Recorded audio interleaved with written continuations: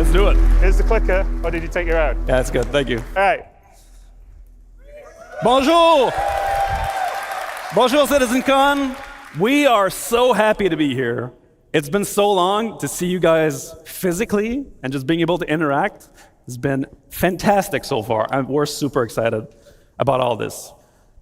The video you just watched outlined a lot of features in the Star Engine. It's a reminder of what makes this game so special. It's a focus on fidelity. I said it. It's a focus on immersion. And it's a focus on seamlessness, being able to go everywhere, and you're just there. The accomplishments from the tech teams at CIG have been numerous in building all the technology that allow you to run the game and allow you to experience the same things that we see in our dev setups. And so what we're about to see today is a deep dive into all these features. But first, I wanted to touch really quickly on this last year. We have launched persistence, or added persistence. It's been a rocky road this year, and I want to thank you guys for keeping on playing, giving us a hand, giving us good bug reports. It's been fantastic for us to improve the stability of the game, so thank you so much. You guys deserve a hand of applause. Thank you so much.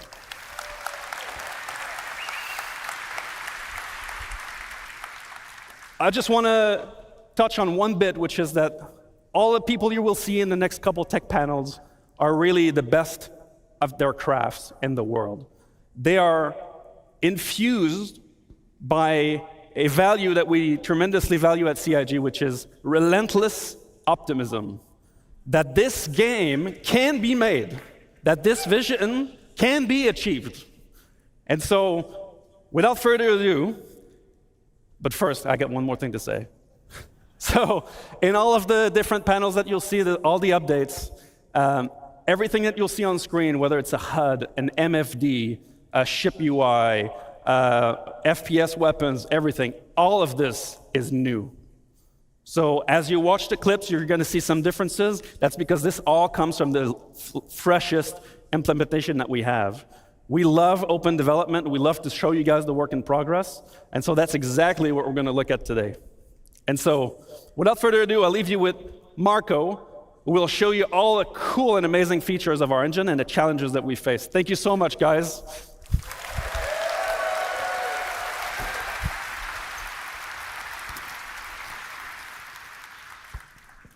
Thanks, Benoit. Hello, I am Marco Corbetta, VP of Technology, and we're going to talk about StarEngine today.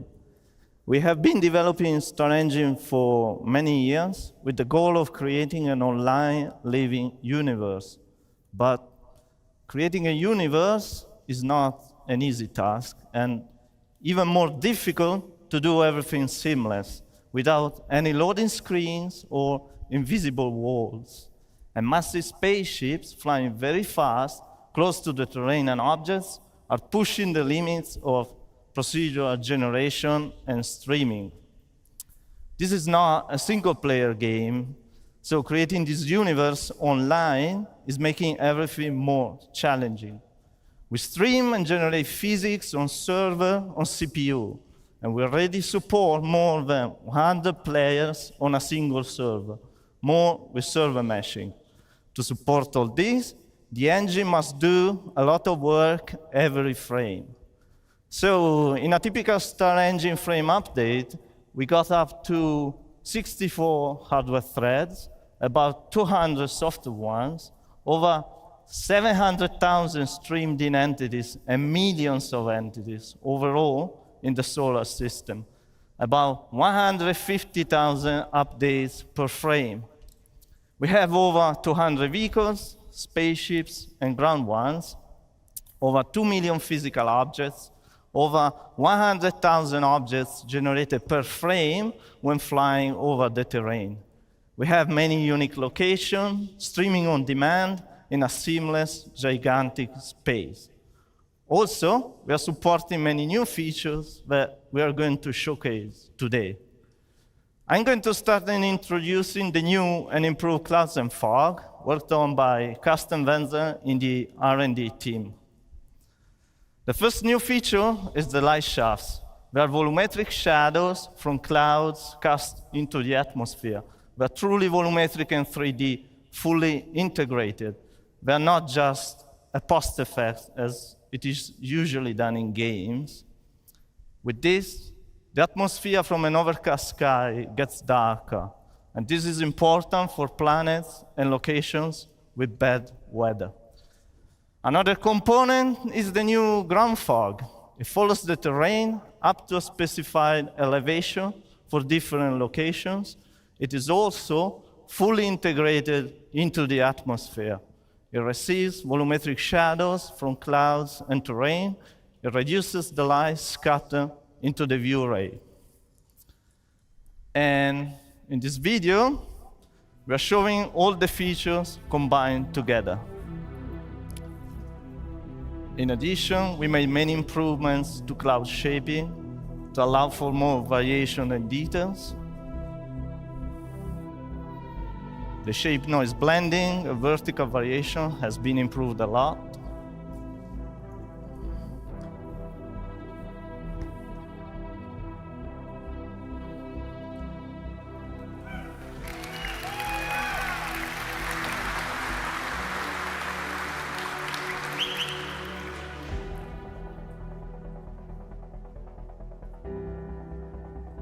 Also, we made improvements to short and long distance read, and the tiling is less visible.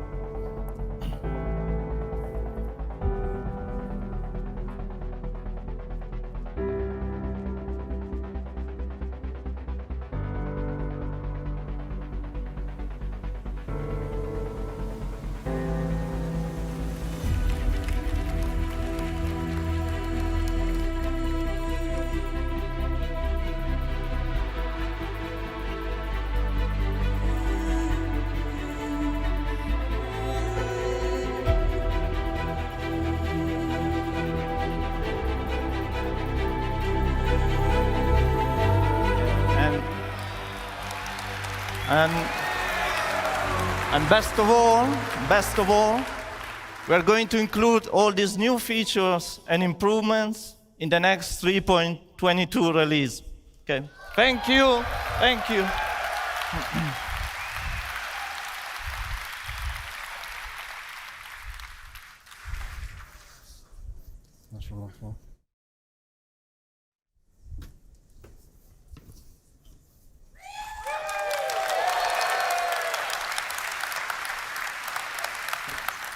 Hi everyone, so I'm Mike Snowden, I'm the Director of Visual Effects. And I'm Ali Brown, I'm the Director of Graphics and Procedural Tech.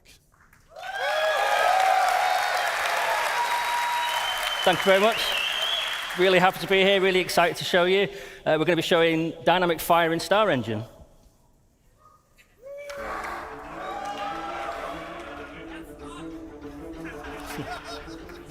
So dynamic fire is a driver for gameplay in both FPS and multi-crew experiences.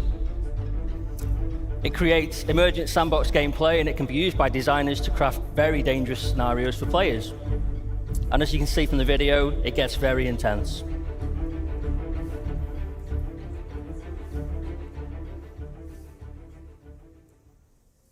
Okay, so how do fires start in StarEngine? Well, there needs to be a source of ignition, and there are multiple ways in which it can occur.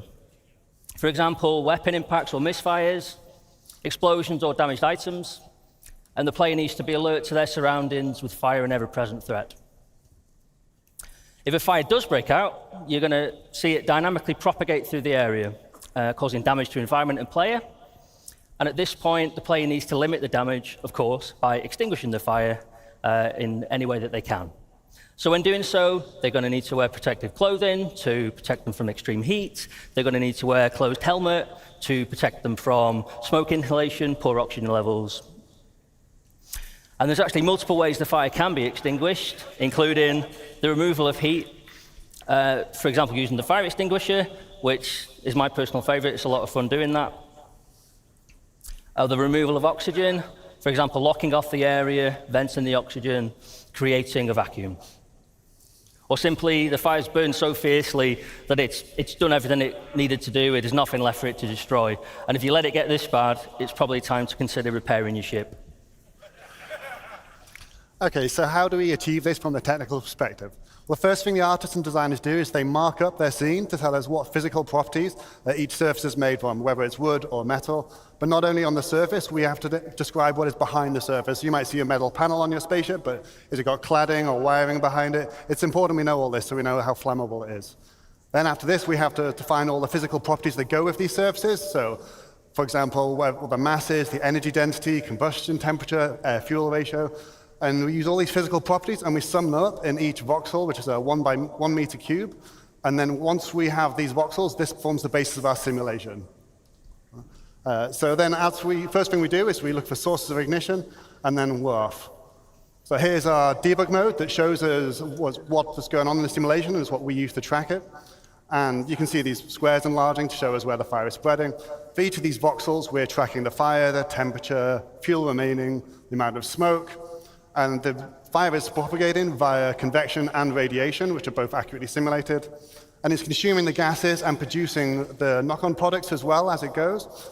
And because we're using a proper simulation, like Mike mentioned, when you vent a room, not only are you removing the oxygen and putting the fire out, but if the temperature remains the same, if oxygen is reintroduced, the fire will reignite and it will continue burning, just like it would in real life.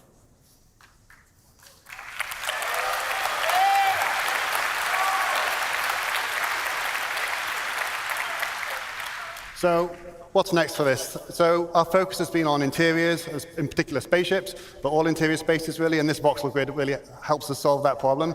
Our next focus is going to be on planets. Obviously, they represent a slightly different challenge, the vastness of them. We have to transfer this over the network and simulate it slightly differently, and we also have to render it at scale. But the way we've done it, the core tech we've used, we should be able to scale this up quite easily. So that's going to be our next focus. Okay, so how do we create realistic dynamic fire visuals in StarEngine? Well, we start with the simulation, as just described by Ali, and this gives us the data we need to drive the visuals. Then we bring in the burn shader. So this can be applied to static environments, and we have a lightweight version of the shader for entities, which is kind of based on the dirt shader and wear. Then we've got the glow, which is an animated surface decal shader for static environments. This is where we start to bring in some nice motion. And then we bring in the GPU particles, which are spawning from voxels and in screen space. Obviously, these are doing a lot of the work visually. Then we bring in the lights. These are spawned for clusters of voxels as opposed to per voxel as an optimization, a cluster being a representation of voxels close to each other. And then we bring in the fog. So this is height-laid volumetric fog. The smoke fills the room, and it goes up to the ceiling before filling the rest. And we're simulating that. So to finish, we're going to take a look at all of that put together in the game. Thank you.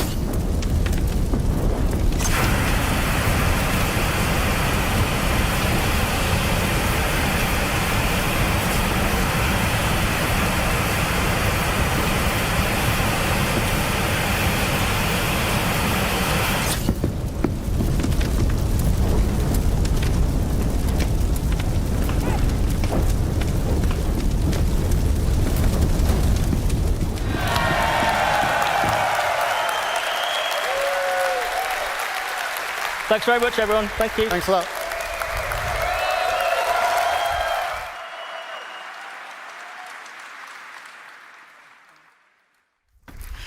Hello everyone, I'm Will Hain. I'm here to talk about water in StarEngine.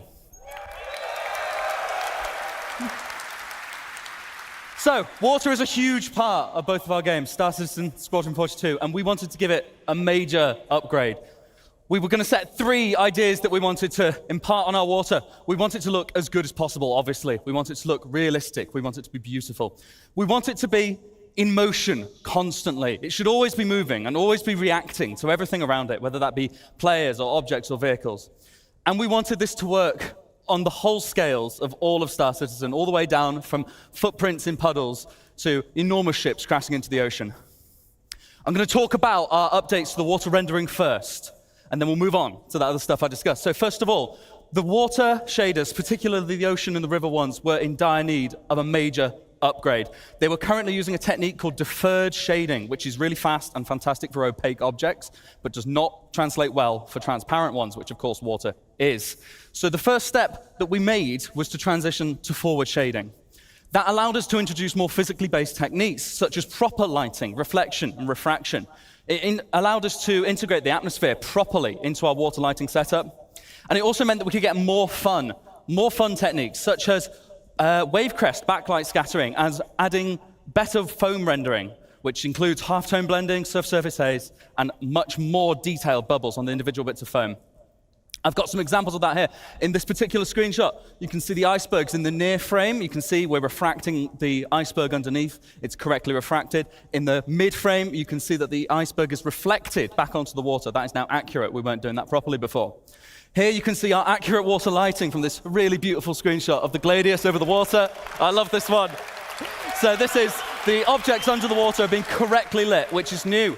And then we are applying the lighting changes from the specular highlights on the surface, and also considering the lighting from the suspended particles in the water, depending on how deep and dense the water is, which gives us this really beautiful effect. This screenshot just looks good, but what is going on is that it's demonstrating that the atmosphere and the water are sorting properly. This looks like everything is normal, but it's challenging to implement with forward-rendered water and proper ray march clouds like we have in-game. Props to Alan, who works on all of this. I did the next bit. And here we can see the wave crash light scattering. See how the sun is coming across the back of those waves? It's lighting up the suspended particles in them. It just looks gorgeous. Here we have the multi-layered foam. And from a distance, we have both surface foam and subsurface foam rendering correctly, looking really, really nice. I've just got a video here before and after, first of all. This is our lakes on Stanton 4. Next, we have water volumes on Horizon. There you go. And this last demo, this is a Clio on the Stanton system. This is what it currently looks like in-game, and I think you'll agree, pretty dramatic difference. So the next bit that I want to talk to you, that me and the team at Planet Tech and Graphics have been working on, is of course water surface simulation. This has been an absolute pleasure to work on. So we had a few aims for this. We wanted it to be multi-input. We want physics to influence this. We want our MFX system to influence this. We want bullets. We want everything. We want high concurrency. You guys, it's a sandbox game. You're going to break it. You're going to stick 1,000 picos in our puddles. It's got to work. And it's got to be scalable. It's got to work from the tiny scales to the footprints in the puddles all the way up to, as I said, giant ships crashing into the ocean. So the technique that we chose for this is a form of surface wave propagation. It's GPU-based, it's highly realistic at a low cost, and it can be scaled for waves of different amplitudes. So we can have all of that built right in just by adjusting a few constants. I've got a demonstration here. We're going to have the player walking through the puddle. As you can see, as he steps, you get a bigger ripple, but even as he's stepping, the toe is being dragged through the water and moving the water accurately. This is not a cop-out. We're doing this in 3D. You see as I'm jumping. And then this next demo, we're going to fire some bullets. This is a bit loud, this one.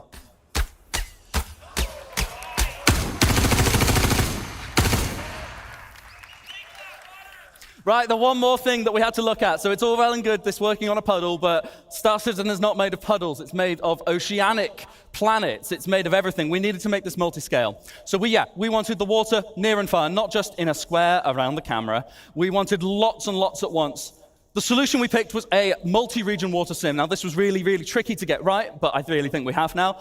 Which basically means that we can dynamically allocate all of the simulation regions depending on what is colliding where and what resolution we need at what parts of the screen. We can optimize this very heavily to make sure that you get what you want to see at the right time.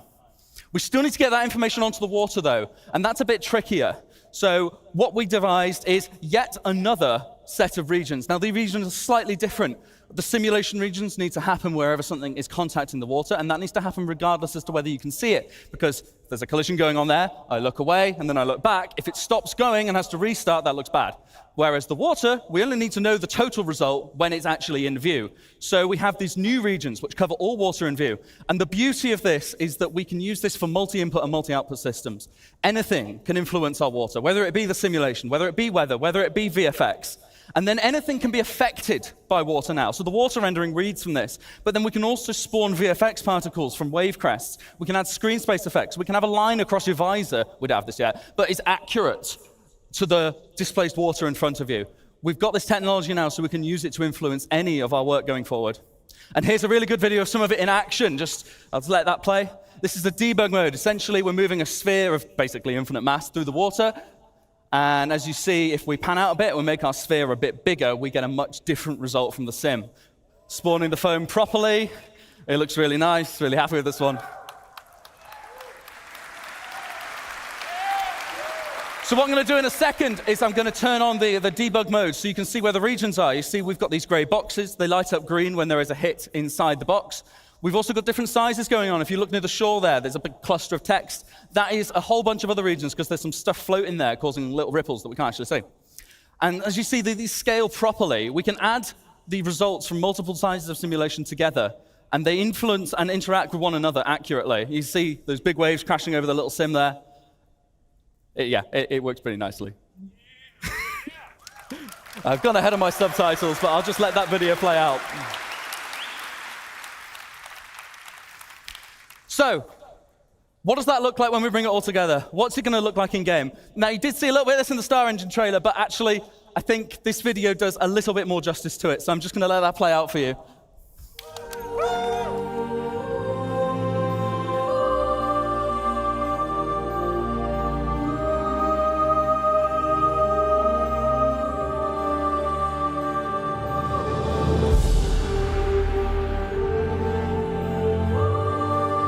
Forward in a second, you're going to see the wake start to happen behind us there. And from the cockpit perspective, water droplets on the glass thrown up from the water sim. This is what I'm talking about using multi-output.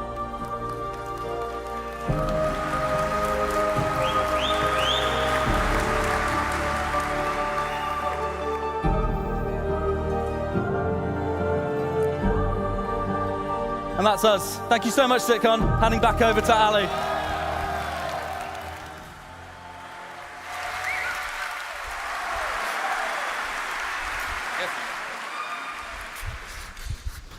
Hello again.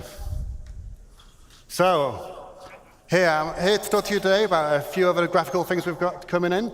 I'm really proud of the work we've done on the fire and the water. They both look amazing features. But I'm going to talk to you about a few smaller features and a few longer-term R&D features we're coming in on the visual side. This first one, something we wanted for cinematics and telling a story, but also to tie into our active feature system, which is to get the face to tell a little bit more story on our characters.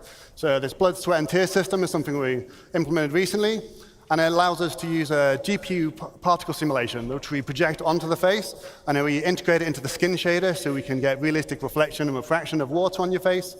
And we even make the skin go a little bit redder to simulate the extra blood flow when you're tired or upset.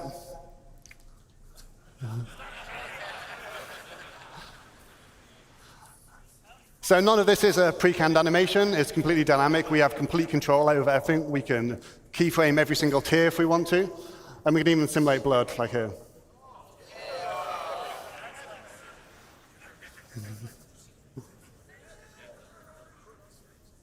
So next thing I want to talk about is our scope shader.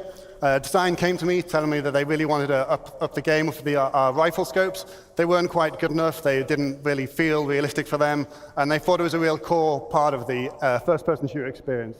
So to give you an idea of what we used to do, we used to use these type of fake scope meshes, which you see here, which is where we type of slice the scope in half so you can see through it. And sometimes we put these big black planes around them to obscure your vision. And we put a bit of glass on the front of it, but there was nothing really to tell you that it was a lens. So we've worked on a new scope shader, which is now going to be on all of our scopes moving forwards. And I'll give you a quick show of what that looks like in game. So on the first scope here, we're going to see it's got an infinite projected red dot scope sight. We've got lens distortions. You can see this little refraction and bending of light on it. You see it works when you don't have to be actually holding the rifle for it to work. We've got a correct emulation of eye relief on the scope. So we have the blur, distortions, chromatic aberration. And then we've also got support for digital displays like this one, which has light amplification and has support for EMPs. You know, if you get an EMP, you're going to have the display is going to get distorted. So we're quite proud of this. We think it's going to give a much better, more realistic simulation of the scopes in the game. And I think I've kind of mentioned before, but it's not a fake effect. It applies to our scopes no matter where they are. You don't have to be using the scope. You could look down somebody else's scope and see the same thing. It's fully integrated into it, so it's really quite proud of that.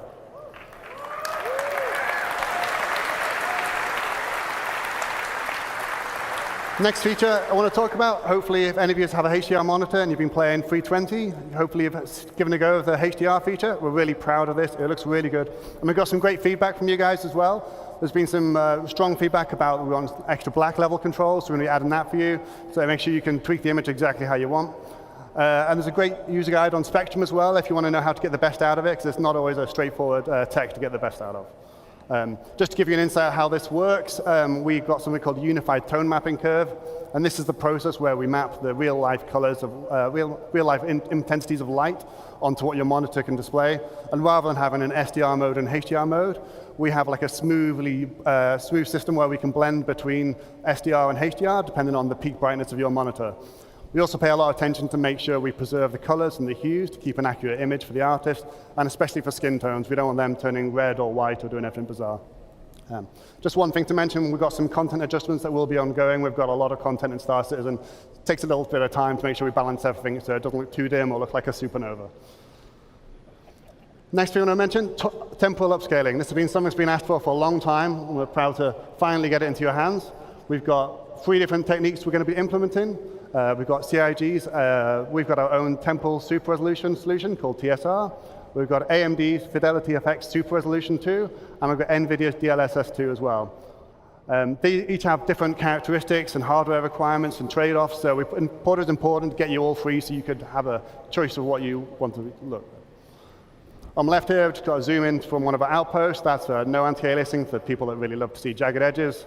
The center one is our TSA, which is what you've got in the current release today.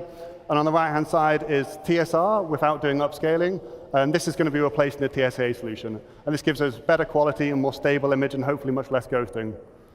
We can use our TSR to do upscaling. Here's the example of how it looks at each resolution. And similar results from AMD's FSR.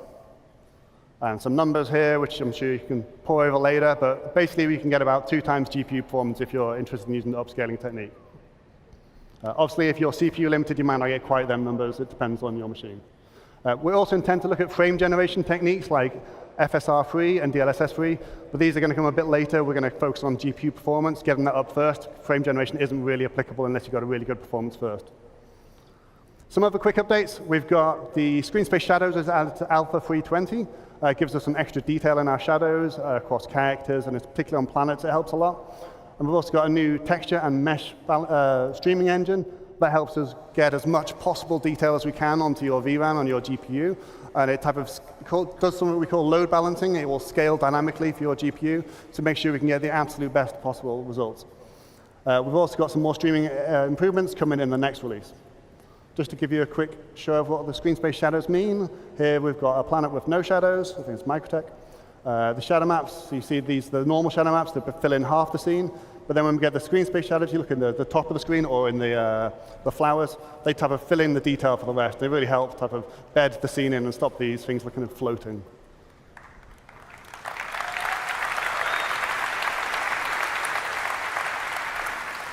Next up, I just want to talk about planets for a little bit. It's something I get asked about a lot of what's happening next with planets. So we've got quite a lot of R&D in progress. First thing, we've got 2 new pieces of tech being started recently. First is virtual terrain texturing. It's quite a technical detail, but what this means for you is we're hopefully going to get much less popping or no popping at all. And we're going to achieve this by moving all the calculations to the GPU. And we'll be reusing the same type of patch-based system that Will talked about in his water presentation. And it should give you major CPU savings as well. So we're quite looking forward to getting this in. Another benefit is that it's going to give us the ability to add more complicated logic on, so we can type of do more diverse and interesting terrain, like things like, we don't have beaches at the moment. We'll be able to achieve that. And there's other similar things where, based on the local conditions, we're able to do more advanced decision making. Next thing we want to look at, which is probably the thing we get asked about the most, is our scattering system, which is what's responsible for putting all the trees and the rocks down in the world. We're going to, again, move this to 100% to the GPU, and that should let us have vastly longer draw distances right up until the horizon and much better performance. So we'll finally get rid of the dreaded pop of trees coming in for you. We also have to integrate it with our harvestable system, the resource system, and the awesome fire system you just saw a minute ago. Another point is it's going to be a hierarchical-based system, which what that means is we'll be able to use nearby vegetation or rocks to influence what other vegetation and rocks can grow or will show up. And this lets us produce much more complicated rule sets, so we can do things like have a tree that maybe underneath it doesn't have any grass, or maybe certain trees come together in clumps. And we'll get much more natural distribution of vegetation.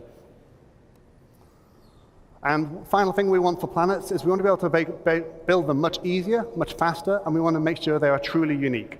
At the moment, our planets are unique. However, they are built from type of tile sets, like pre-built things that get mixed and matched together and blended in complicated ways so you don't see the repetition. But it's not truly unique, not in the same way that the Grand Canyon might be, or the River Nile, or Mount Everest. And that's what we want. So to get that, we need to replicate the complicated natural processes on Earth, like geology, climate, erosion, and these things aren't trivial. So we've got 3 options. We've got offline tools, Houdini, Terragen, things like this. We could simulate all these processes in the engine. But we've started some R&D a few months ago on whether we can use machine learning to do some of this. So just to give you a quick idea of how that would work, or how it could work, if you just start with some random input here, it's just like some noise. We run it through a temporary simulation, so we can type of get a more reasonable approximation of simulation at different altitudes and latitudes on Earth. And then what we do is we categorize all this into different biomes. So based on the temperature and moisture, you find out what is a desert, what is a forest. And this part is crucial. So this is the input for our machine learning algorithm. We could come up with this image any other way. You could hand paint it as an artist, or we could just randomize the noise to get a different set of images. And then what we do is we take the large data sets we already have from Earth, from Mars, and from the Moon, and we train it on exactly the same distribution, so biomes, so forests, grasslands, and things like this. And by training it on exactly the type of data we get in reality, we can take this and then push just that, and then we can get these lovely height maps out of it that tell us a really realistic distribution. You can see here, this is a height map, so the black areas are low. You can see all the little rivers and valleys, and this had 0 art input aside from this image, which is a very nice result. It's early days. This is based on something called a custom diffusion neural network. It's, like I said, it's pre-trained on Earth data, and it's been built up in patches so that it just doesn't become too expensive to build. And the little circular patches get added together, and to avoid any seams in the image. And just to help you visualize it, I've just put some colorization on it to show you where snow and beaches might be, and just wrapped it around a planet to give you a better sense so it doesn't look quite so abstract. Yeah, but this is very early days, this stuff, but we're hopeful this will be helping the future of how we build planets quickly and efficiently. Thank you.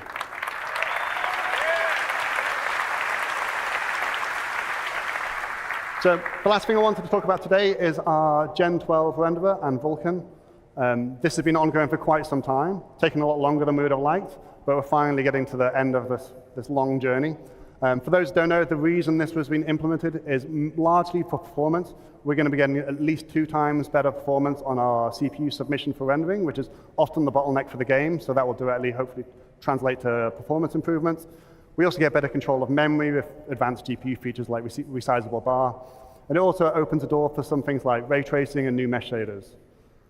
So we've got a video of a Vulkan running, it's live captured. So I can't remember which ship is this, but it's it's all working fine now. There's a couple of hitches in performance, so we can't quite release it yet, but we're looking into them, the last few performance issues and stability issues, and hopefully we'll be releasing it soon. So, like I said, one of the things we really were interested in by implementing Vulkan was to get support for new hardware features, and one of the big ones was ray tracing. So with that, I want to hand you over to Ben, who's going to talk about some of our lighting research.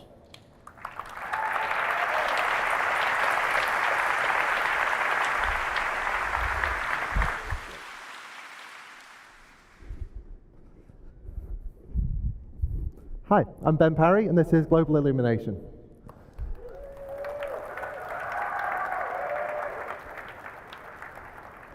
So, as Ali just said, moving over to the Vulkan renderer, and now that that's fully online, we've got access to hardware ray tracing on the GPUs that have support for it. And the best thing to do with hardware ray tracing would be to create a new updated global illumination system for us to use. Now I'm here to give you a fairly early preview of the work that we've done so far, but first off I'm just going to simplify some things and ask what is global illumination. Well, you can break the lighting in a game down to 3 components. First off, you've got direct lighting. That's not global illumination, but that's the sun lights in the level, that kind of thing. Next up, you've got diffuse global illumination. Now that's like a whole hemisphere, like a soft lighting that affects the entire, that takes from the entire scene and lights up the pixel. And then finally, you've got glossy GI and reflections. That's like your shiny surface glints, your mirror reflections, that kind of thing. And now all of those combine together to form one glorious penguin. Now,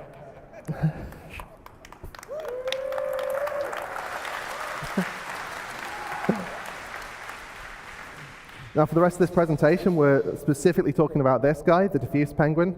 Glossy GI has actually been disabled in all the videos. Even the old system videos don't show the glossy GI here, just to aid the comparison. First off, we've got a video from Chris Campbell, who's going to make us look cool.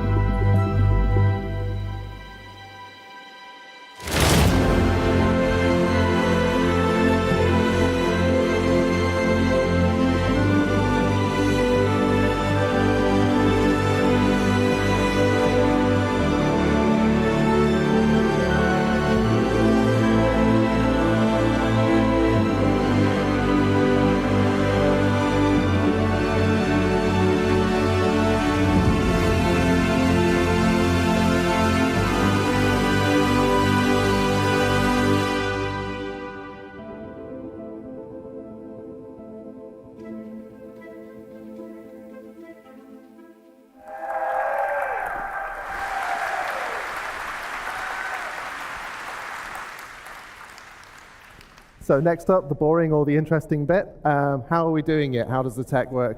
I'm just going to dig into that just a little bit. So we're closely based on AMD's recent paper, GI 1.0. We're probably going to build on top of that, but at the moment we're quite close to it.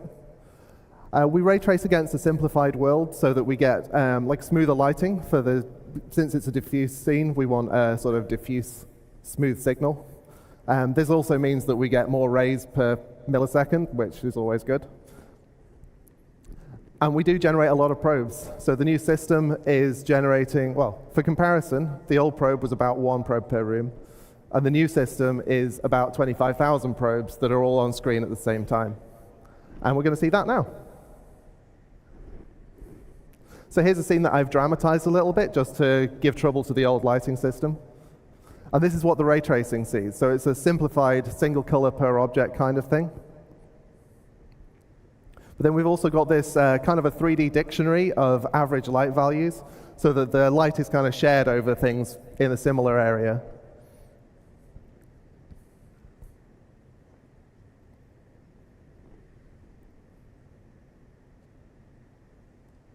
So going back to the scene, this is the old system. So you'd render a single image from the center of the room, blur it, and then slap it onto the entire scene.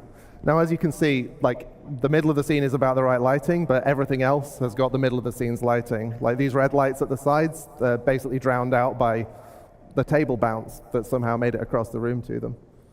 So we want to replace that system with 25,000 probes, each one of them only providing light to a small area around themselves. And then we interpolate that to provide like a smooth bounce And you can see already in the distance, like the red light is really bouncing up there. And then we add a screen space occlusion pass just to tidy up the edges on things. And there is the final composite.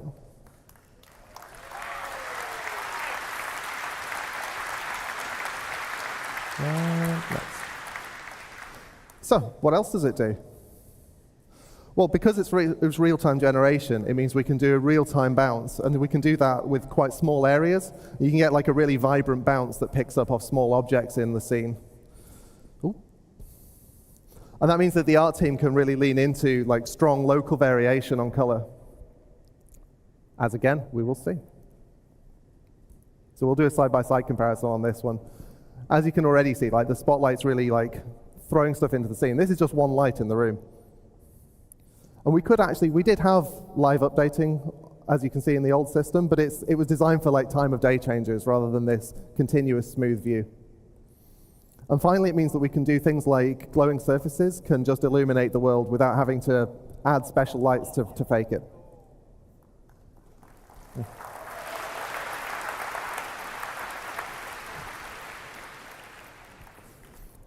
So yeah, there's two really common cases in Star Citizen particularly that this is going to help with. First off, cockpit brightness. We capture at the moment the at the moment we capture that cockpit probe in a setup scene, and then we don't update it as you're flying around. So you're not going to get the sky color in, and you're not going to get the ground color in. And then we've got the opposite problem that I don't have a picture for this, but cargo bays, sometimes they're light, you land somewhere dark, you open up the doors, and now you've just got this weird little light room with nothing spilling out of it. So again, let's have a video.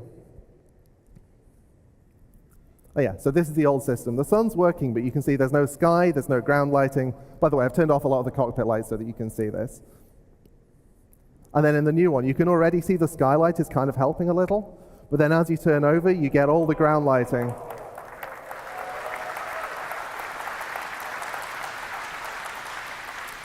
And yet there's more. See, one of the concerns we had was that we didn't want to create a two-tier system. If people have got hardware ray tracing and it's working for them, that's great. But you can't really have the art team optimizing Wasim for one type of lighting and then having to optimize it for another type of lighting and having to trade off decisions about the two of them. So what we've been experimenting with is trying to create a new low bar that's higher than the old low bar, as well as creating a new high bar. And the idea for this is basically to take that single room environment probe system that we have been using, update it so that we can do live relighting on that, and then to sort of slot that in where the ray tracing would be while still keeping all of the other stuff, like the 25,000 probes and all that kind of stuff, can look at the old system and we kind of Frankenstein them together. So I'll show you what we've got so far for this. So this is just the old one and the new one so that you can see the problems. Like it's overly lit, let's be honest.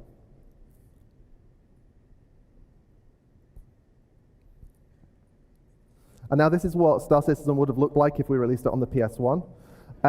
The sharp-eyed among you may have noticed also the ship is missing, but we can't do dynamic objects in this. You'll be surprised. It doesn't seem to mind.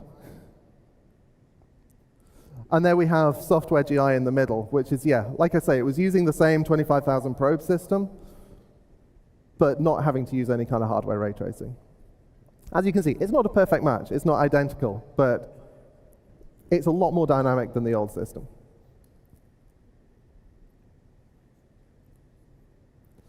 And finally,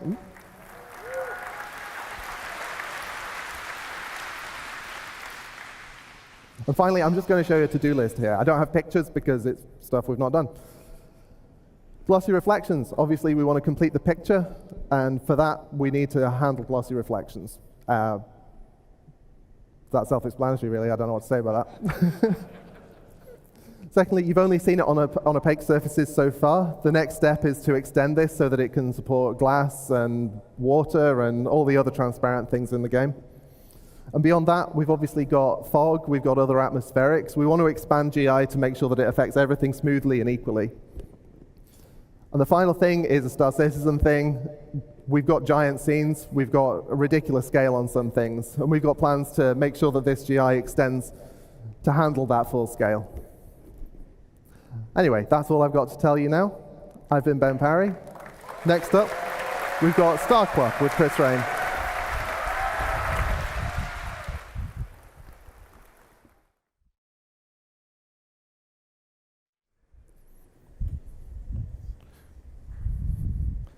Hello, everyone. Hi.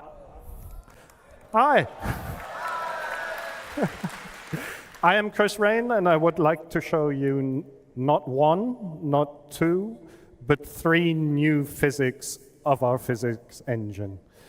And I would like to start off by introducing Star Cloth, our new character cloth simulation with a short video.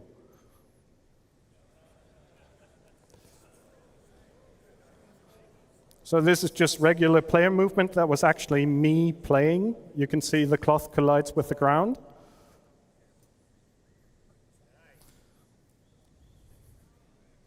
You can see multiple layers of cloth that do not interpenetrate.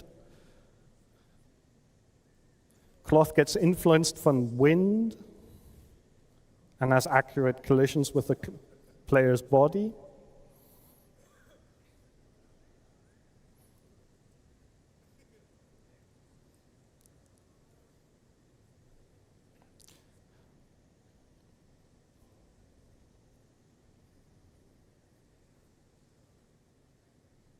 We now have support for collisions from dynamic objects.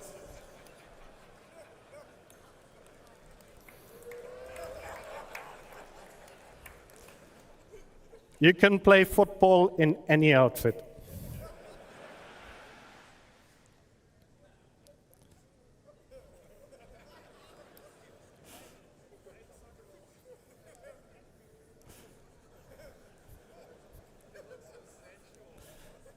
StarCloth supports the full range of motion a human can make, from fast movement to extreme poses.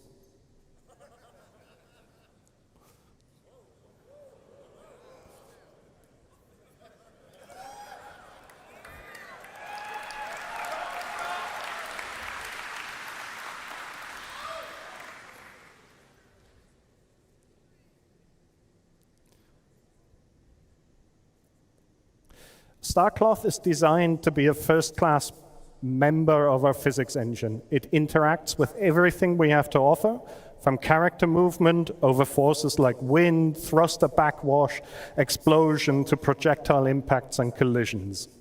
It's efficient. It always updates at 120 FPS, regardless of the frame rate, and is hand-optimized. It's immersive and believable.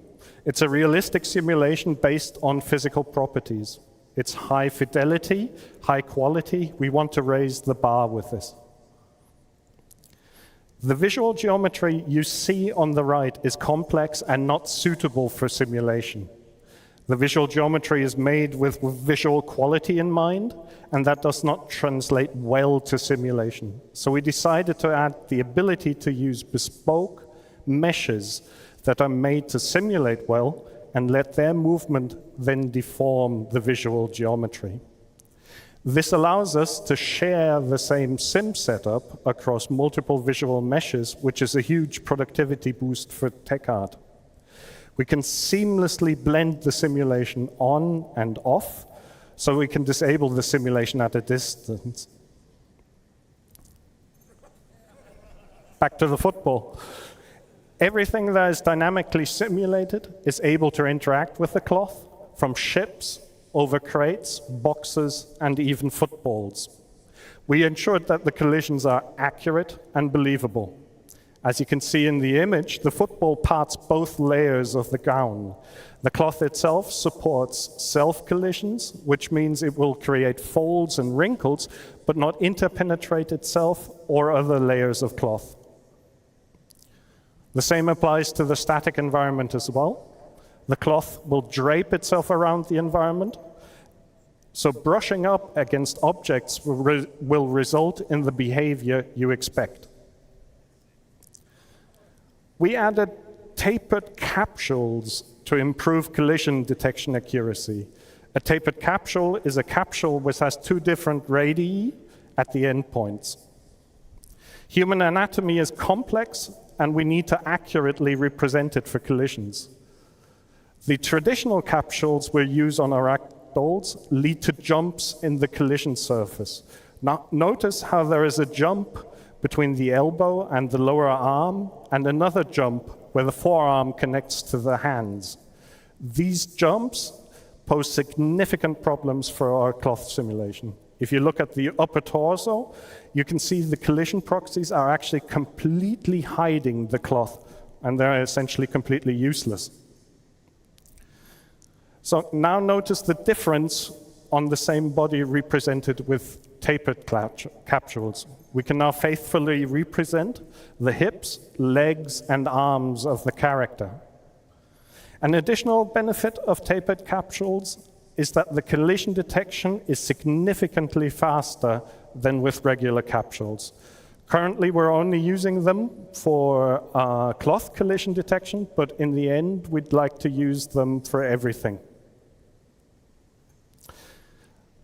We simulate the cloth always at 120 FPS or 120 Hertz, regardless at which update rate the game is running at. We do this to be faithfully able to detect collisions with a fast-moving character. As we're simulating at a higher rate than the game updates, we have to interpolate the joint positions between updates we get from the game.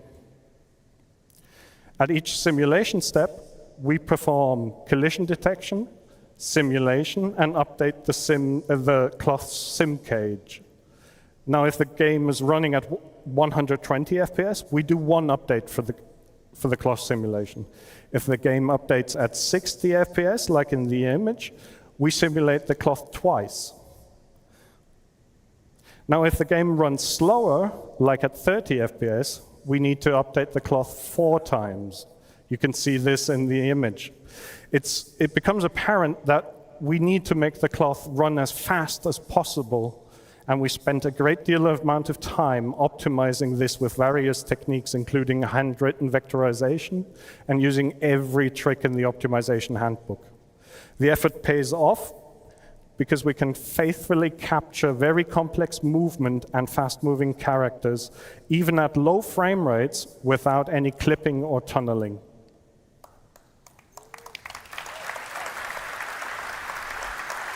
Thank you.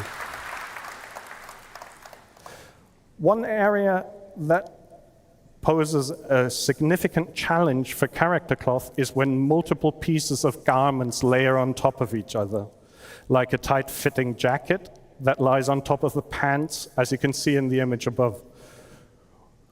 This is a very difficult region to simulate properly because you don't have much space and the simulation collisions have to be absolutely accurate.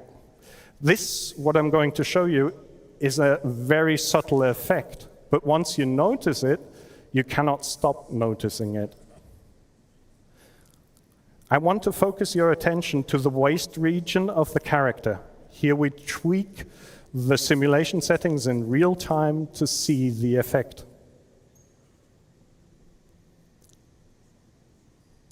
Here you see a rendering with a high-fidelity cloth disabled. And here, the same scene with it enabled.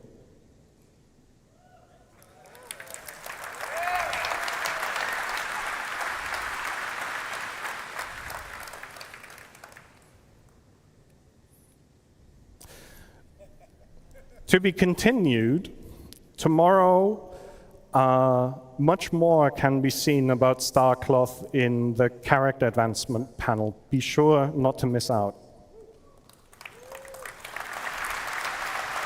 Thank you. So, next up, Star Hair. Currently, we have the ability to simulate the effect of moving hair with joints that are essentially simulated pendulums. The hair is skinned to these joints, and when these joints move due to the pendulum simulation, the hair moves with it. This leads to a fast and believable movement of hair. However, the quality is directly correlated to the quality of the skinning, which is tedious for tech art to achieve for some complex hairstyles. Further, apart from gravity, the pendulum joints do not react to external forces like collisions or wind or explosions. So we asked ourselves, can we somehow improve upon this? And I'd like to show you some early prototype results of our research.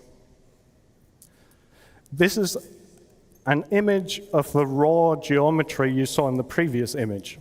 You can see many strands of hair, and we thought to ourselves, maybe we can simulate all of these strands. This is a single strand isolated from the rest. As these are simple triangle meshes, we initially thought we could simply use our cloth simulation and simulate such a strand like a sheet of cloth. That didn't work out at all. It turns out hair does not behave like clothing. Also, the sheer number of strands and their individual triangles and vertices are simply too much to simulate efficiently, even for our highly optimized cloth engine. We realized then that our artists are actually using splines to create these strands. And a spline is a smooth curve or line through space. You could see that in yellow. And we thought maybe we can just simulate these. They're much simpler. And hair simulations need to be able to maintain the original hairstyle. You cannot have the hair simulation change the visual appearance of a character. One of the reasons why using the cloth simulation for hair did not work out at all is that the cloth only simulates vertices, and they have no concept of orientation. So you do not know how the next segment has bent in relation to your current segment. In other words, you cannot easily simulate twist with vertices alone. For splines, however, that is very easy to do. So all of this together allows us to simulate the strands according to the theory of Kosarat rods. A Kosarat rod allows you to model the behavior of slender one-dimensional rods, exactly what our splines are, and simulate bend, twist, stretch, and shear, exactly what we need. Hair also needs exact collision detection to not intersect with the head, the ears, the cheeks, the jaw region. The video I'm about to show you is some very early prototype footage of how such a simulation actually looks like.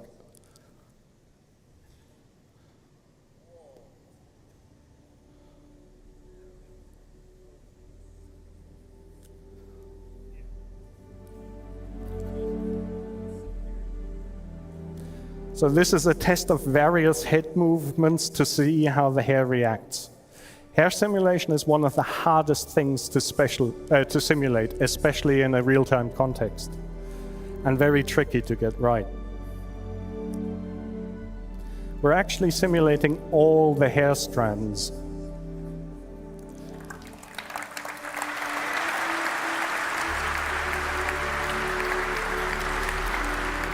So we will have characters being able to run their hands through their hair and have the hair react realistically.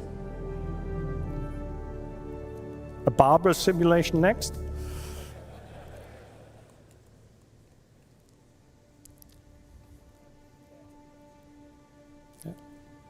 Actually, being a bald man, this was a very touching moment for me when I made this video. Thank you. Thank you.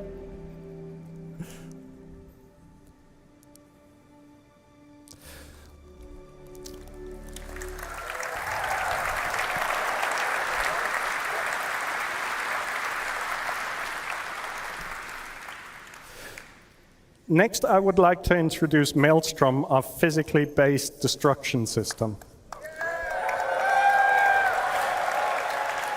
And I would like to do that with a video that I believe speaks for itself.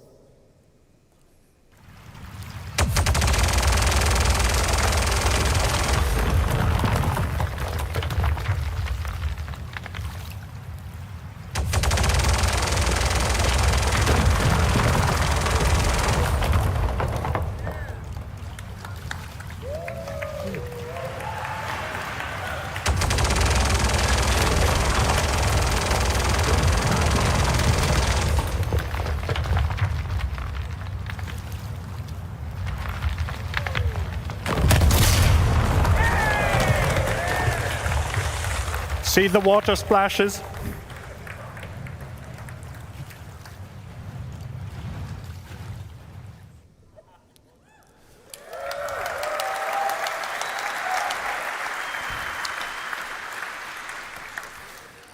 We want players' intuitive prediction of the effect a weapon or a collision has to actually happen in the engine or in the game.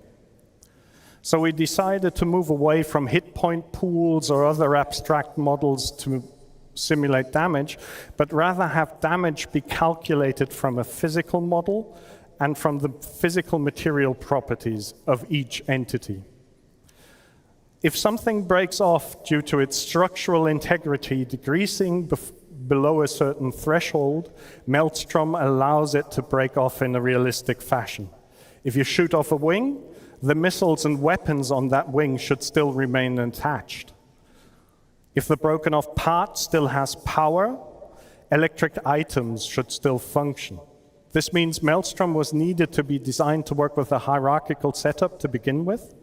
From the hierarchical representation of the geometry we want to break off to the same hierarchy on a higher level for items like power plants, lights, weapon systems, and so on. Maelstrom is persistence and networking ready. We designed it from the ground up to work with high latency situations, to persist and replicate easily.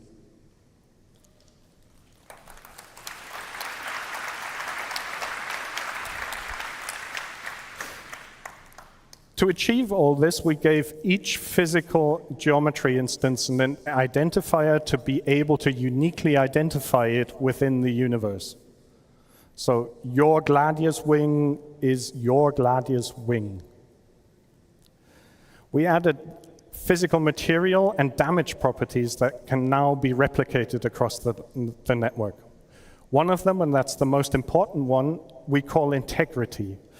And this determines how much structural or internal integrity a physical geometry has. Integrity is modified from dissipating, or rather absorbing, energy from kinetic impacts or energy weapons, and also in the future from absorbing energy from external factors like extreme temperature or fire, as you've seen before. We also track which physical part or geometry belongs to which visual geometry and which high-level entity. So if the structural or internal integrity collapses, we know which visual geometry is affected and which item might be affected as well. So a power plant will cease to emit power or implode, explode. A weapon will cease to fire, and so on. To make things break apart, we create what we call breakable clusters. A breakable cluster is a set of physical geometry, the visual geometry, and the entities on top that can break off. Between breakable clusters, we create abstract cantilever beams to be able to model stress and strain. I'll go into more detail in that in a bit. Breakable clusters are hierarchical. They mirror the hierarchy of all attached entities involved. They also embed the hierarchy of all animated joints. And they also embed the hierarchy of all physical geometries. They essentially represent a ground truth of the entire hierarchy necessary to perform all our goals for Maelstrom. This image is showing a breakable cluster graph of the Gladius. I'd like to show one more video of Maelstrom before we continue.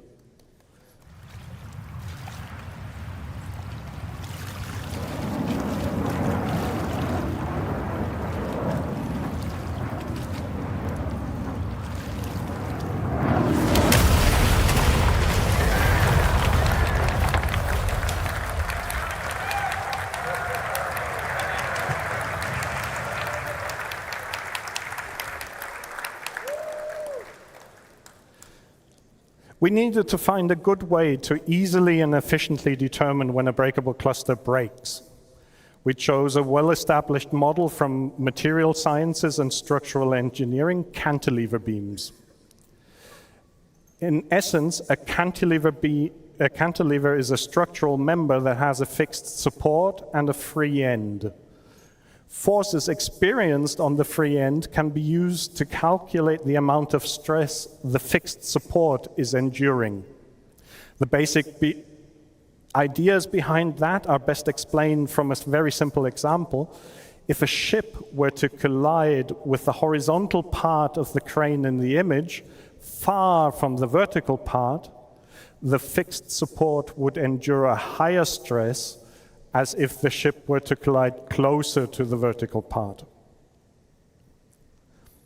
But not only does the point of impact determine how much stress the cantilever beam experiences, also how large the surface area is connecting the cantilever and the fixed support has a large influence on when a cantilever beam will break. In our case, this actually means we analyze the cross-section of the intersection of the set of geometry from two breakable clusters to calculate the surface area. A wing attached to the body has a rather large connecting surface area compared to the surface area calculated for the stabilizers connected to the body. We then project forces from impacts and explosions onto these cantilever beams and calculate the stress the beams experience. Over time, this stress turns into strain, and if we reach a certain threshold, the beam snaps. The result, simple, efficient, and deterministic breakability. But this is not just about ships and buildings that you saw in the videos before. We want Maelstrom to be a systemic system that we can use on all types of entities. So here's some video of some test footage of AI shooting each other behind breakable cover and Maelstrom barrels.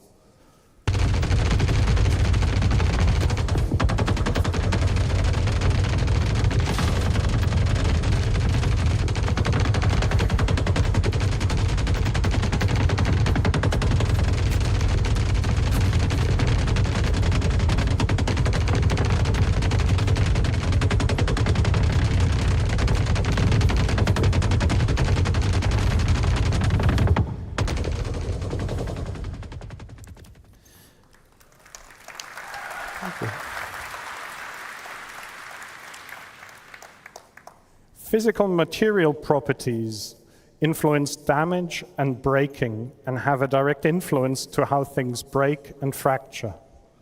To achieve this, we added various properties: density, yield strength, resilience, thickness, toughness, Young's modulus. And this is more or less what I wanted to talk about Maelstrom, but I don't want to leave without showing one more video of what carnage Maelstrom can create.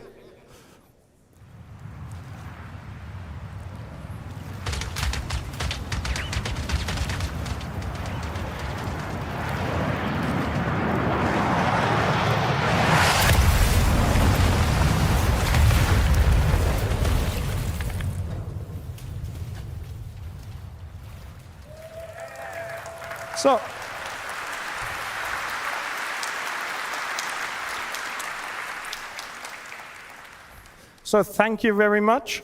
And with that, I'd like to hand over to Benoit.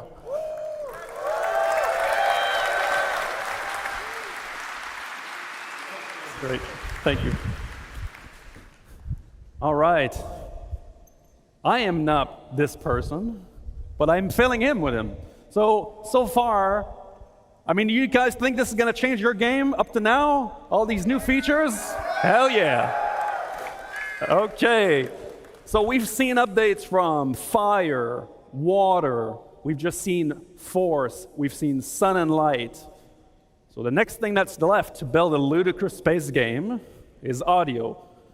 And so I'll leave you with Graham, who's gonna show you some of the new audio enhancements we bring to StarEngine to make it even more realistic than it is now. Hi CitizenCon, Graham here. good to see you. Recently in the audio team, we've been looking at how we can create a greater psychological connection and emotional impact within our games through the use of improved audio technology. Audio can play a crucial role in the immersion of the player, and with that in mind, the audio code and technical sound design teams have been looking at all of our tech from the ground up. For example, when you're under threat, you should feel a real sense of danger. When you're armed, you should feel the dangerous power that you hold within your hands. Earlier this year, we showed you our resonance tech, which allows us to bring the action much closer to the player even when they're deep in the bowels of a ship and far away from where all the hits and the explosions are happening. But that's just one part of a much larger push to create a better, more immersive audio experience. With that in mind, let's take a look at some of the tech we've been working on. First, let's listen to some of our weapon sounds in action.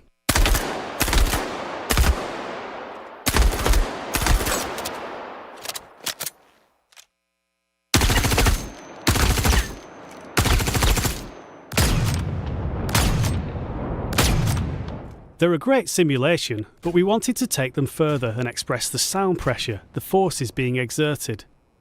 Our new in-house audio effects, particularly the multiband compressor, tuned by our sound designers, give us this result.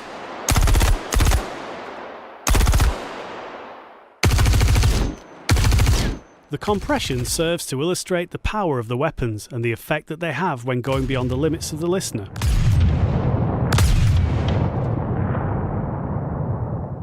Let's show you the same audio effects applied to the ship weapons, taking us from this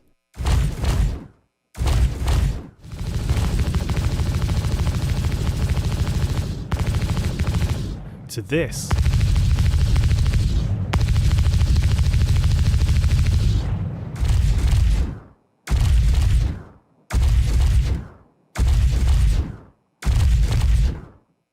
But it's not just about feeling powerful.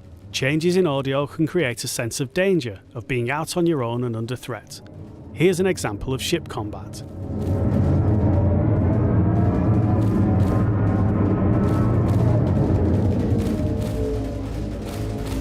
Sounds good, but what if we wanted a little more realism?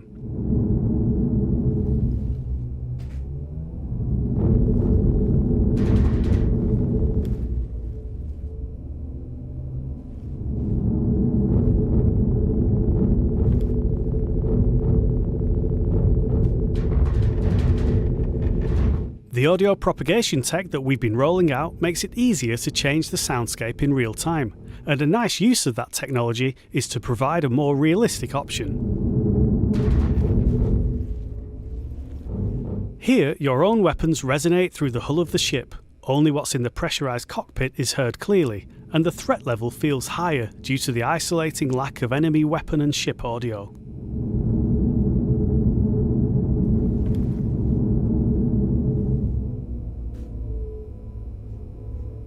Making these changes creates space in the audio, both spectrally and temporally, making impacts seem bigger, more damaging, more of a problem for the player. This realistic mode isn't limited to the flight experience, it's applied appropriately to the game as a whole. Here's an FPS battle in a depressurized area.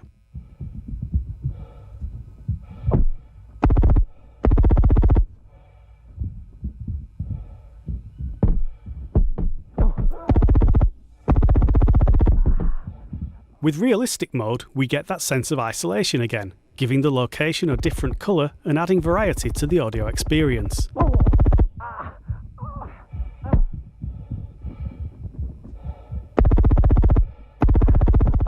Player breathing and foley are exaggerated, and other sounds are transmitted through physical contact.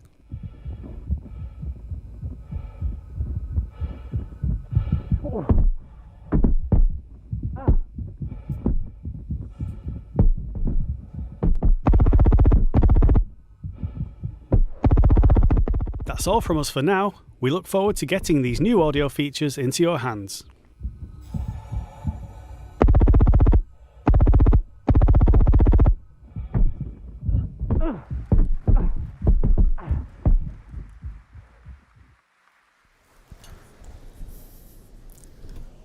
All right. Hello, everyone.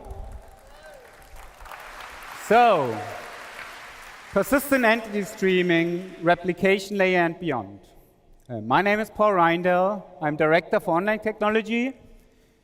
And I'm going to show you a little bit insight in our technology for persistent entity streaming and the replication layer. I thought about what's the best way to show you something about that tech. And I thought about putting some technical drawings on the slides, or maybe show video like we did 2 years ago. But really, the best way to show you how persistent entity streaming works is to give you a live demonstration. And that's what I'm going to do. All right.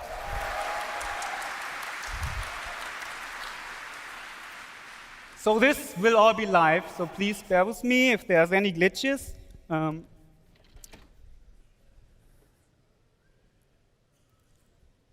So let's keep this rolling. I think I'm supposed to press the button. No, it's already switched. Before we start, a little bit, I just give you a little bit an overview what you see here. Let me set up everything.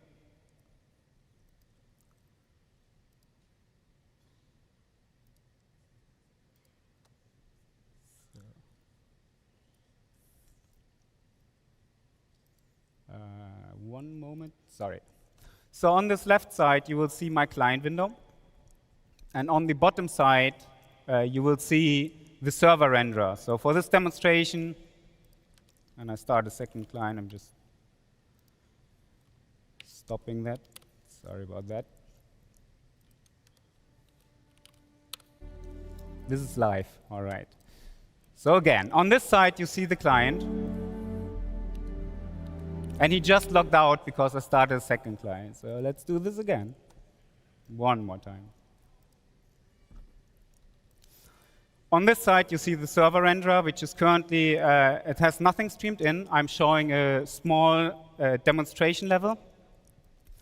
And on this side, you see the entity graph, which is our online database. That's powering what you see in persistent entity streaming, what you play since 3.18. And I also have some metrics on the screen which shows the entity graph worker, the requests per minute, per second, the mutations, and you also will see entities created and destroyed once I do that.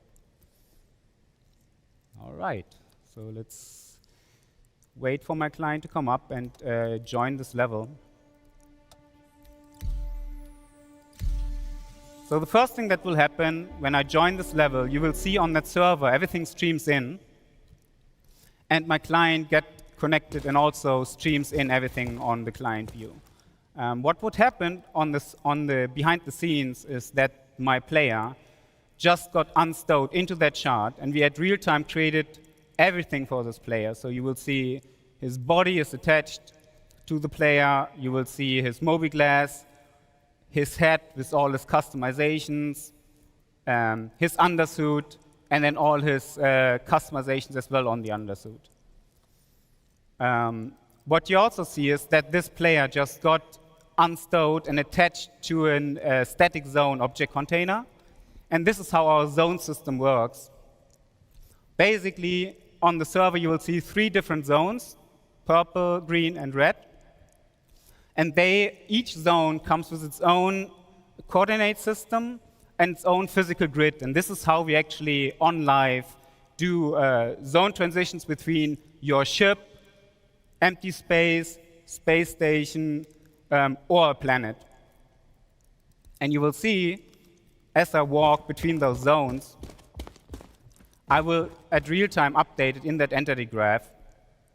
And this all happens seamless. So for a client, this is completely transparent. You don't notice that. But this is actually what's happening when you step in or out into a ship. And this is very unique to our engine. No other engine has this zone system. And this allows us to do all the amazing stuff you saw in the videos before, transitioning in and out of planets and go from the smallest scope to the largest scope. So everything we do in a shard, so this is like a mini level, like the mini PU level, is also persisted in this database.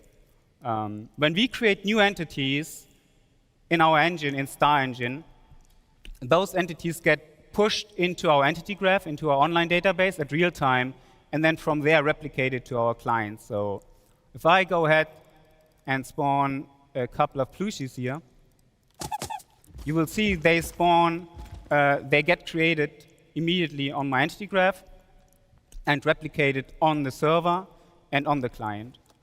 So let's spawn a couple more here. And you see this, the pengus I spawn in the other zone get attached to the other zone. And then if I go and transition one of those, they will also transition between the different zones. And the same works for ships or more complex entities.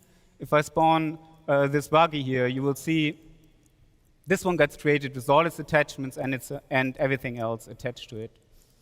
And this is just my small demo level here.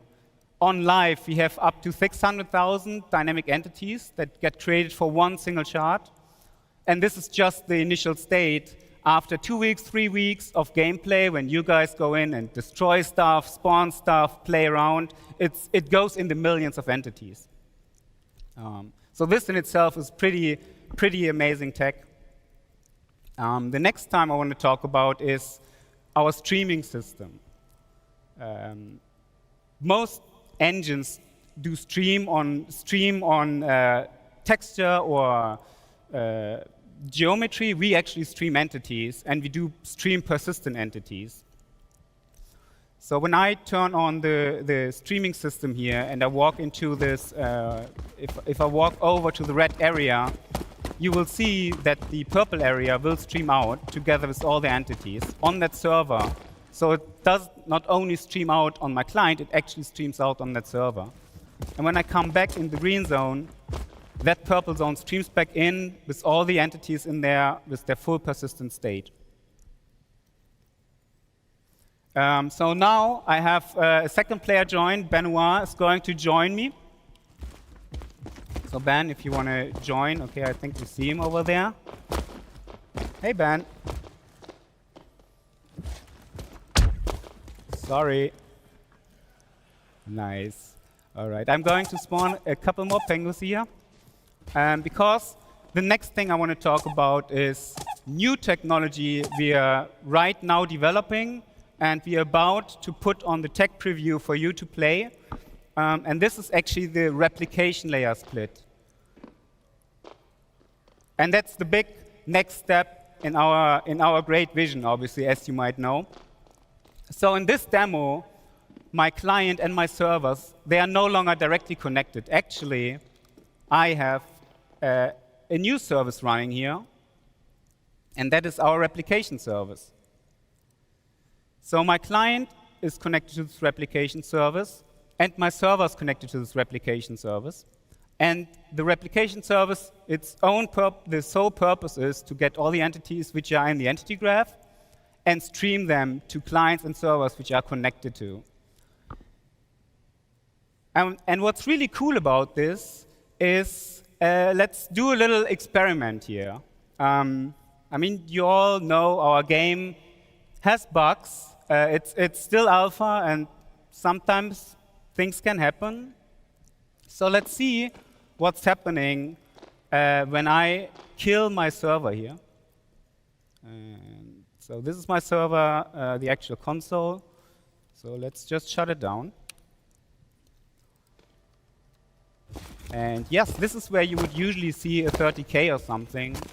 You can see Benoit kind of froze there for a bit, and the buggy does a bit weird stuff. I can shoot those pingus, but the world is really in a frozen state right now. But I didn't disconnect, because I'm connected to the replication layer and not to the server anymore. In the meantime, I'm just starting a new server. Let's be a bit patient for it. It should come back online in a second.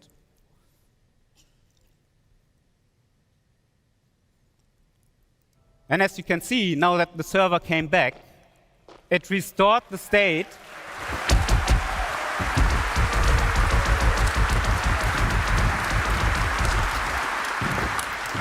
It restored the state, and the simulation just continues to work as before.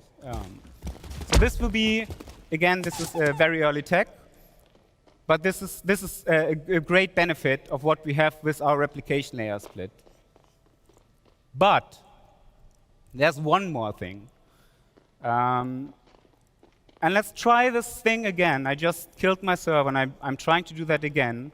But this time, we're doing something different. So let's first go in here. This is my development tool. I can talk about it in a second. So let's stop that server again.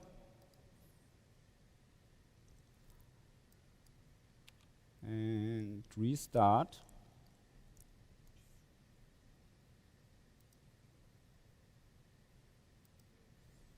And this will take a little bit. I'm running this tool you see here. This is our internal development tool. This tool runs the entire stack of our game on this PC. This is obviously for development only, and I can do that with my small test level.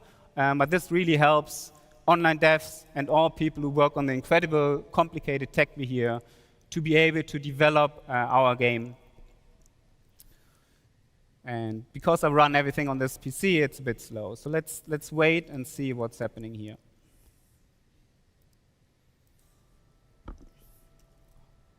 All right. Simulation continues. I can see Ben moving again. Hey, Ben. However, what just happened? Well, as you can see on my screen, I no longer have one server connected. I have 3 servers connected to this replication layer. So what you guys see here, this is the very first version of a working server mesh.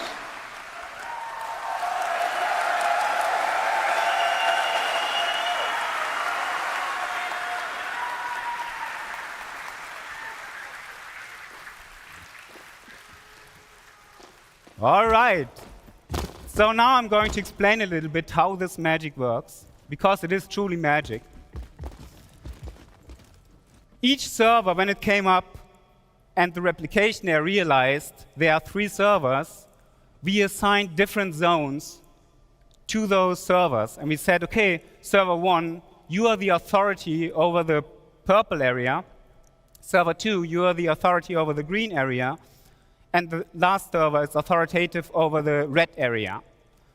You can still see that those servers have all those entities replicated, but only the entities within their zone are actually authoritative on that server. So while I'm in this green zone at the moment, my entity is simulated on that green server and just replicated on the other server.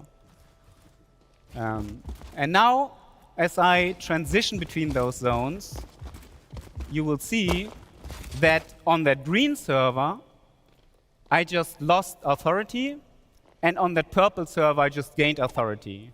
And because my player was replicated on both servers, this completely works seamless. And again, let's do that a couple of times. You see on my client here, I don't notice anything of that. This all happens behind the scene. And this doesn't work only on me. Let's turn on the zone colors and the object, the authority assignment on the client as well. You can see that even entities, as they transition into the other zone, seamlessly transition to that zone.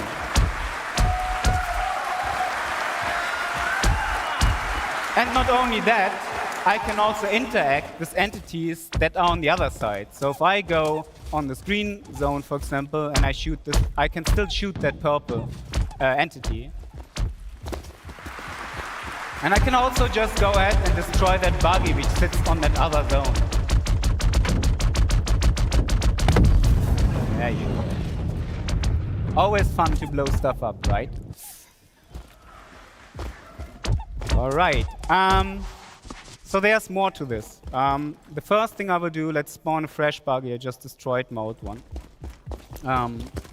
When I go into this buggy, I will become part of the aggregate. And that means that now my buggy and myself will transition authority together. And this is how we make sure that my player, while he's driving this buggy, is always authoritative on the same server. So you can see as I drive around with this bug between the zones, I will switch between the different servers.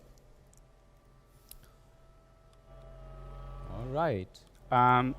But there's more to this. So remember when I turned on the streaming earlier? The same streaming mechanics work here as well. Like, obviously, in this example right now, you can see all those servers, they have all those entities replicated. And it's a little bit wasteful because you have 3 servers, all need to replicate all those entities. And that's where streaming comes into play.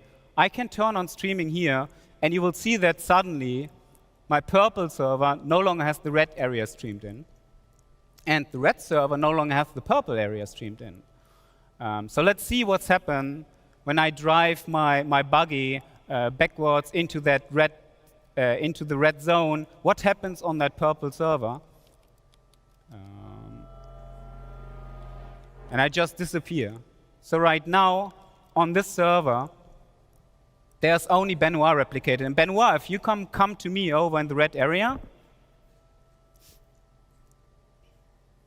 you will see that now on this server, there's no client at all. And in theory, we could now completely stream out the entire area on that server, or stream in a new area.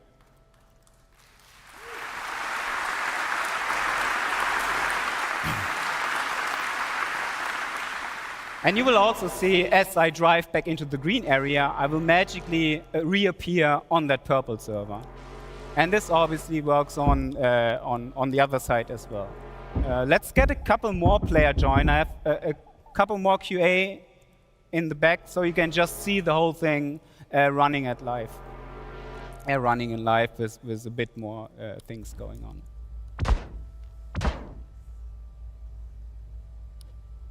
Let me get out of this buggy.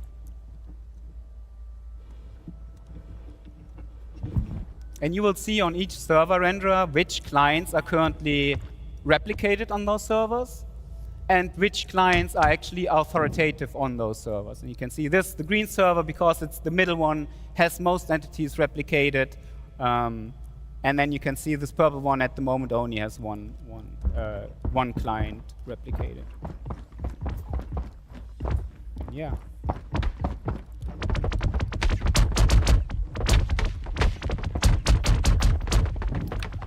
So yes, this is pretty much it.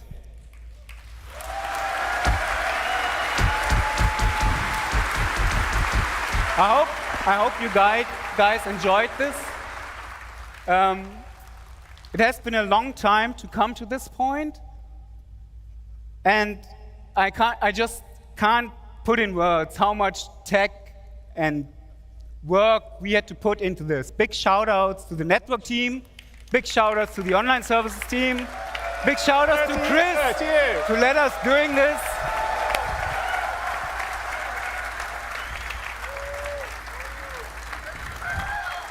It's been a really long journey to get to this point. And I've got to say, the team has done an amazing job. They've been working diligently for the last 4 or 5 years. We've had a couple of false starts. We finally have an incredible, the way the replication layer works and how we can spin up servers and down and keep the state constant, even if a server goes down, is, I think, a genius design.